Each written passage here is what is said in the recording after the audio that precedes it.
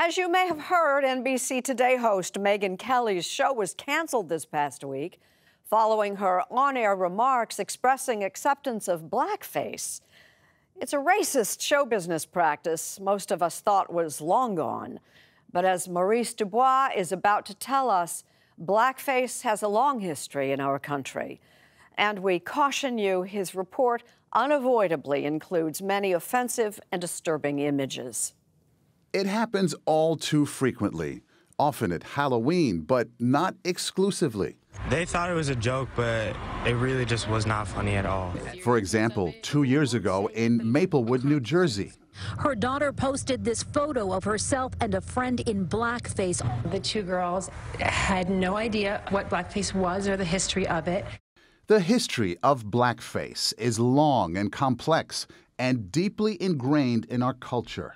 Who was that lady I saw you with this afternoon? That was no lady. That was my wife. Even Bugs Bunny and Elmer Fudd blacked up. Fantastic,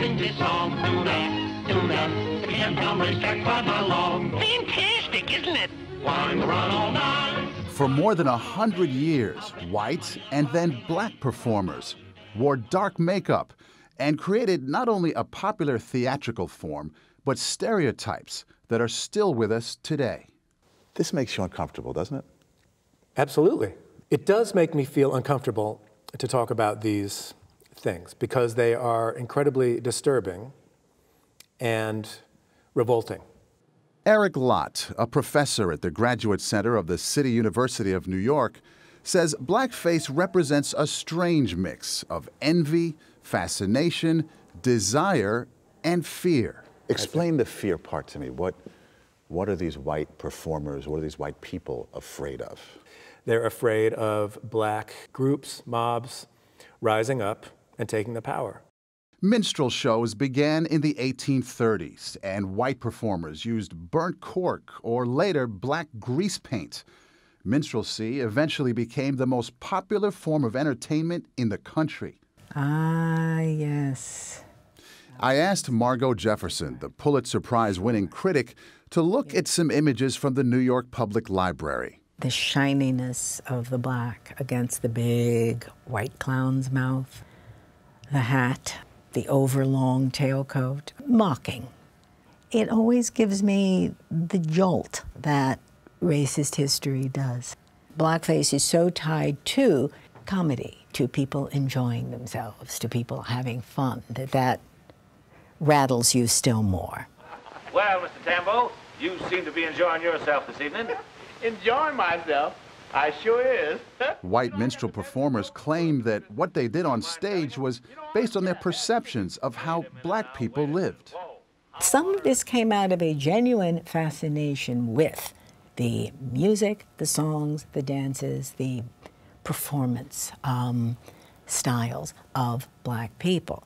But it's also where Jump Jim Crow was born, along with other characters depicted as lazy, lying, or buffoonish.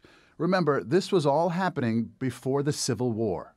Slavery was all about creating visions, types, stereotypes of an entire race of people as subhuman in every way. By the 1860s, African Americans began using blackface on stage. Why on earth would a black performer put on blackface and demean him or herself? Look, this is the 19th century. They had limited options. They were expected to. Why? Because it made the audiences comfortable. You can be fascinated, you can be excited, but you can always feel superior. In effect, the black makeup on a black performer became a theatrical mask with many layers of meaning. Professor Eric Lott. The mask, I think, says to white audiences, you have nothing to fear. Go ahead, enjoy yourself. To black audiences, I think any number of things might have been communicated, like, can you believe that these people are making me put on this mask so they will be entertained? You know, in other words, there's a kind of winking to the black audience. But it gave black performers access to the stage. One of the biggest black stars to come out of the minstrel tradition was Bert Williams, who wore blackface from vaudeville to Broadway. It's clear that he was a genius of a performer. But how did he reconcile performing in this demeaning art form? He was very melancholy about it. He knew it was necessary for his career, as all other black performers knew it.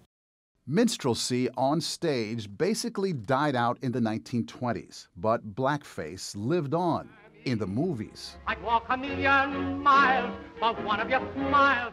In 1927, Al Jolson starred in the pioneering talking picture The Jazz Singer, playing a young man who prefers singing popular music rather than his family's traditional Hebrew prayers. West, but I know where the sun shines best. I don't want to look at it. What reaction do you get? I totally understand. Wait a minute. I don't like the way he said that. In the Our Gang comedies of the 1930s, Spanky appeared in blackface. Buckwheat, did you say Spanky was in a lot of trouble? Yes, sir. The gag here is that the gang doesn't realize that that's Spanky in blackface until they actually see Buckwheat. Hiya, Buckwheat. Hiya, Buckwheat. So the gist of it is that you put blackface makeup on anyone and they become black. And that's supposed to be hilarious. And it's supposed to be really funny.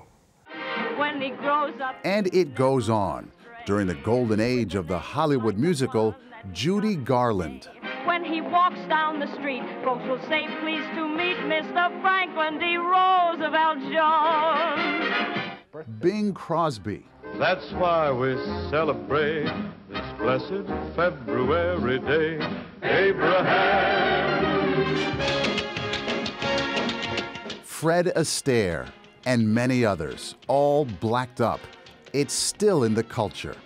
It is too easy, I think, simply to dismiss the history of blackface as that racist stuff. And most of us are better than that. I don't think most of us are better than that. We are that.